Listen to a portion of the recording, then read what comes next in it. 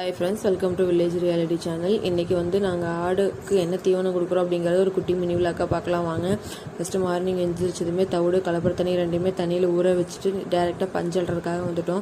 இந்த டைமில் நாங்கள் ஆட்டுக்கு மார்னிங் பஞ்சு தான் போட்டுட்ருக்கோம். பஞ்சை வந்து 2 தான் டிவைட் பண்ணி பஞ்சு அள்ளிட்டு போய் ஒரு பெரிய தாலியில் வந்து ஃபுல்லாக கொட்டி நம்ம மிக்ஸ் பண்ணி வச்சுருந்த தவிடு கலப்பர தண்ணியை நல்லா ஊற்றி பஞ்சு நலையிற அளவுக்கு நல்லா மிக்ஸ் பண்ணிக்கணும். பஞ்சு வந்து அந்த ட்ரைனஸே இருக்கக்கூடாது, தண்ணியில் நல்லா இஞ்சி அதை வந்து ஒரு தாலியில் ஒரு 5-6 தாலி வச்சுருப்போம். அதில் டிவைட் பண்ணி கொஞ்சம் கொஞ்சமாக ஆட்டுக்கு போட்டுப்போம். ஏன்னா அப்போ தான் ஆடு இடிச்சிக்காமல் சாப்பிடும். அப்புறம் ஃபஸ்ட் டைம் இப்போ தான் நாங்கள் ஆட்டுக்கு வந்து பஞ்சு வச்சு பழகிருக்கிறோம். ஸோ டக்குன்னு சாப்பிடாது.